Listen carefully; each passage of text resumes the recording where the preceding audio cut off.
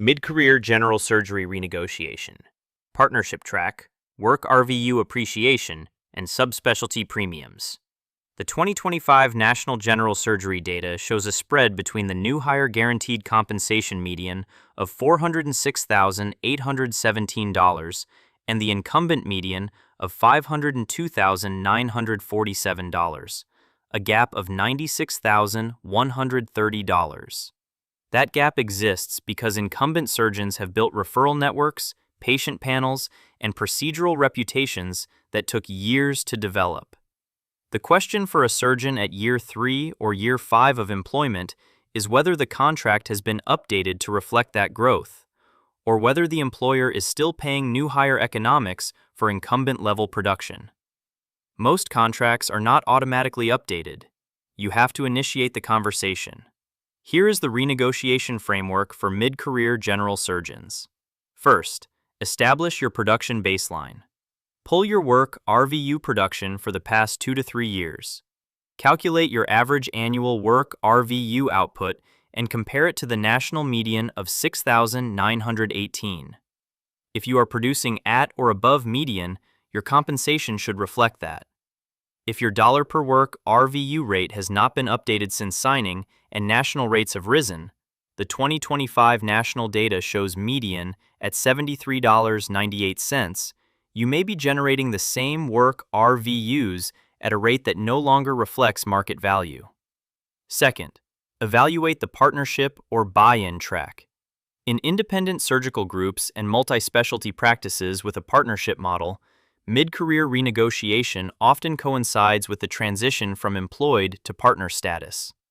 The buy-in valuation method matters significantly. A buy-in structured as a multiple of earnings versus a buy-in structured as a percentage of tangible assets has different risk profiles and different implications for what you own at exit.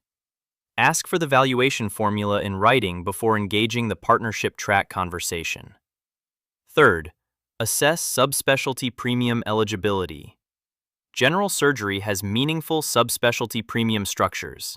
A surgeon who has developed a specialized focus in one of these areas has a marketable differentiation that may warrant above median compensation. 3 areas with documented premium potential: minimally invasive surgery and robotic surgery, bariatric and metabolic surgery programs, and acute care surgery or trauma designation. Each of these service lines carries specific hospital revenue implications. A surgeon who can credibly operate a bariatric program generates bundled payments and long-term follow-up revenue that exceeds the general surgical baseline.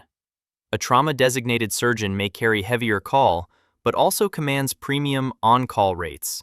The 2025 national data shows on-call compensation reaching $134,904 at the 90th percentile versus $53,000 at the median.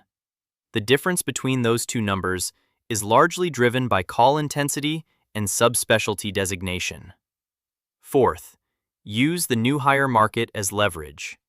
When a practice recruits a new surgeon, it offers a guaranteed compensation at or near $406,817, with a $25,000 signing bonus. If you are an established surgeon producing at or above median, that new hire package is your floor, not your ceiling. The cost to recruit, credential, onboard, and ramp a replacement surgeon is typically $150,000 to $250,000, including recruiter fees, guarantee period, and credentialing delays. That cost is your leverage. A mid-career renegotiation does not require a competing offer. It requires documented production, current market data, and a written request organized around both. Run your contract through ClauseLine at ClauseLine.com.